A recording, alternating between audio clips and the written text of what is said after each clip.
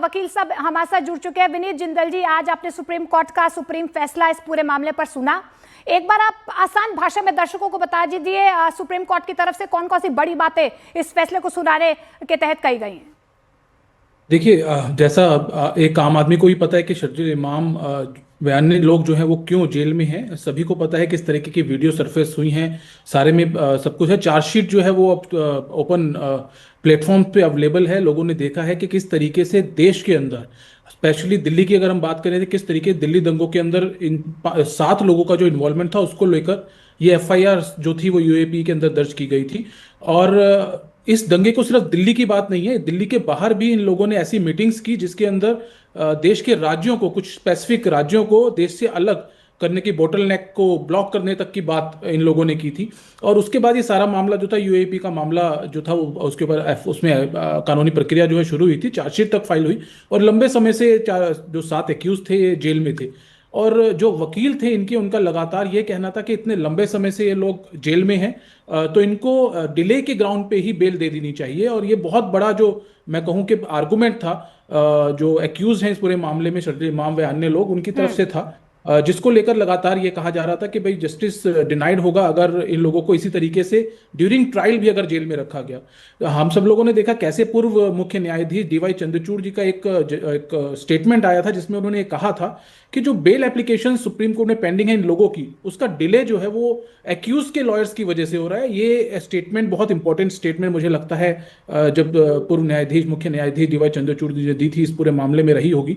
और आज जब ये जजमेंट आया है तो कहीं ना कहीं सर्वोच्च न्यायालय ने इस बात को माना है कि इन लोगों का, शर्जील इमाम व अन्य लोग, उमर खालिद का जो इन्वॉल्वमेंट था इस पूरे मामले में कहीं ना कहीं बड़ा स्पेसिफिक है और जो उसकी ग्रेविटी है वो बहुत ज्यादा है। 5 लोगों को आज बेल मिली है और उनको ये कह के बेल दी है कि इनकी जो इन्वॉल्वमेंट है वो इन लोगों, दोनों लोगों से अलग है और बड़ी स्ट्रिक्ट कंडीशंस जो हैं वो इस बेल में लगाने की बात की गई है। बाकी पूरा and judging the constitution as well as the UAP together, they have said that one more year will to examine all protected secret witnesses, and even if they can't do that, these two, Umar Khalid and Sharjeel Imam, can reapply for bail after 1 year. Bail, we are all very happy for them, and frankly, it is 5 years too late. And we hope that they'll be able to go on with their lives. Ultimately, 5 long years, it was a long struggle. How it went for all of you all before the courthouse, and in fact, as these 5 have been granted bail, how much big relief it is for you all? It is absolutely a relief. Custody is dehumanizing at the best of times. And these are all young people. Some were students when they were arrested, some were going to start a job. And now we hope that they will be able to go on with their lives. So it's a massive relief for them and their families. So what are the conditions that have been imposed by the court? We do not know yet. It wasn't read out in open court. The judgment should be made available publicly, I think, in a couple of hours. We will know then. Okay. So, sir, all right. Thank you. We hope in a couple of days. Sir, has the prosecution has the prosecution defined any concrete evidence that links Umar Khalid and Sharjeel Imam to the conspiracy behind the riots? Again, we have only heard the judgment of the Supreme Court about the conclusions. The reasoning was not read out. Until the judgment comes out in the public domain and is made available to us, we can't comment on that. So the court has stated that both stand on a qualitatively different footing, Umar Khalid and Sharjeel Imam. Yes. How do you say? That is the conclusion based on the charge sheet. Syed Jawad साहब, मेरा सवाल अब आपसे है। आपने विनीत साहब की सारी बातें भी सुन ली है, कोर्ट की तरफ से भी, सुप्रीम कोर्ट की तरफ से भी, जो वकील हैं उनकी तरफ से तमाम कंक्लूडिंग रिमार्क्स जो हैं वो सामने आ चुके हैं। जिन 5 आरोपियों को जमानत मिली है उसे तो आप इंसाफ कहेंगे ना, कि वहां पर भी आपको कमी नजर आती है?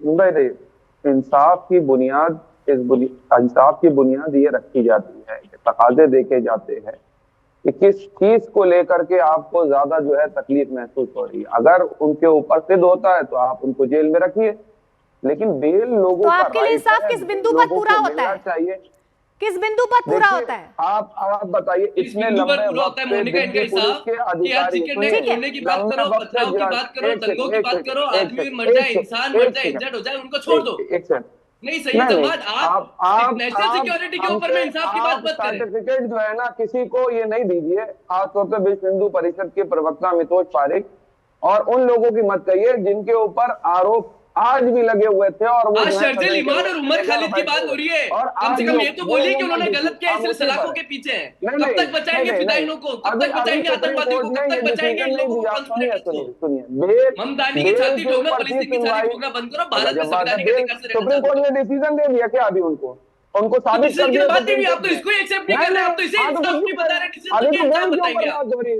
आपने 8 साल लेफ्टिनेंट कर्नल पुरोहित 10 साल जेल में रहता है, आपको इंसाफ नहीं दिखा।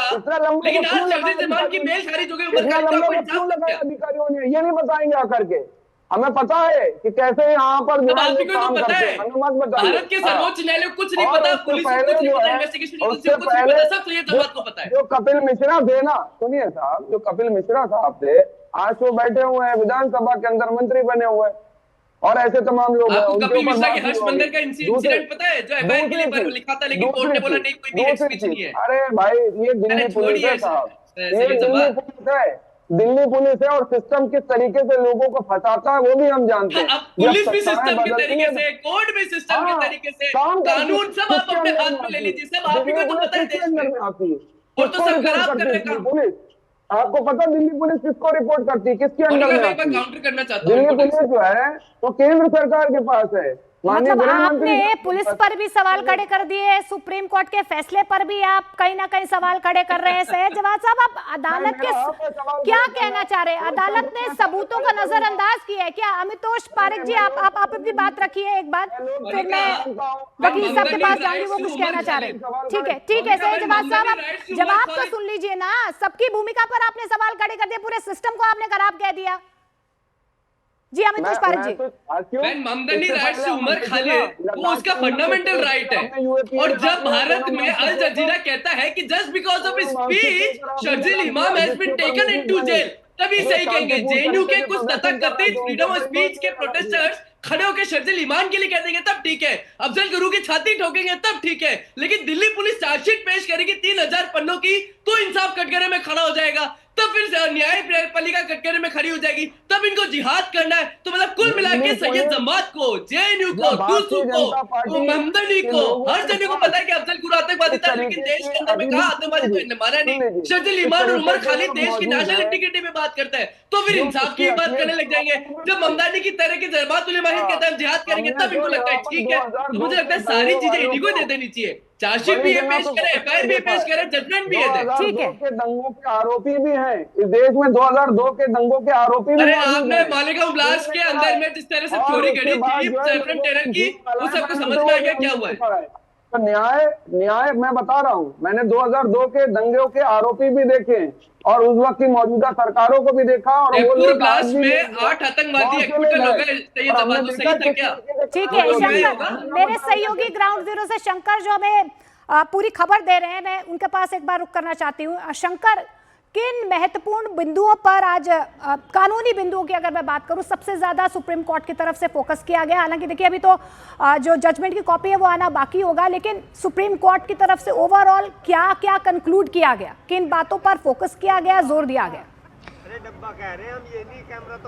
देखिए, एक प्रमुख आरोपी की लिस्ट में अगर एक महिला आरोपी की अगर बात करें तो गुलफिसा फातिमा की अगर बात करें तो उनके द्वारा, जो उनके वकील के द्वारा ये कोर्ट के सामने दलील दी गई कि समानता का अधिकार, बोला गया कि इस मामले में कई अन्य आरोपियों की भी गिरफ्तारी हुई, कई महिलाओं की भी गिरफ्तारी हुई, लेकिन एकमात्र ऐसी महिला है गुलफिसा फातिमा जो पिछले कई सालों से जेल के अंदर में है। तो और दूसरी जो महिलाएं हैं, जब उसको जमानत मिल गया है और इनके द्वारा कोई ऐसी स्पीच भी नहीं वायरल हुई थी, ना ही कोई स्पीच ऐसा दिया गया था जिसमें कि ऐसा लगे कि देश विरोधी बातों को वो कह रही है या लोगों को अप्रोच कर रही है, लोगों के सामने लोगों की भीड़ को वो एड्रेस कर रही है, ऐसा कोई भी उसके खिलाफ स्पीच नहीं है, ना ही उसके द्वारा दिया गया है। तो उसको किस आधार पर जेल के अंदर रखा गया? तो महिला और समानता का अधिकार का जो एक जो दलील है उसको उसके वकील के द्वारा रखा गया, जिसको कोर्ट के द्वारा इन तमाम बातों को सुनने के बाद उसको भी आज कंसीडर किया गया, उसको माना गया और उसको आज जमानत दी गई है। लेकिन जमानत देने के साथ ही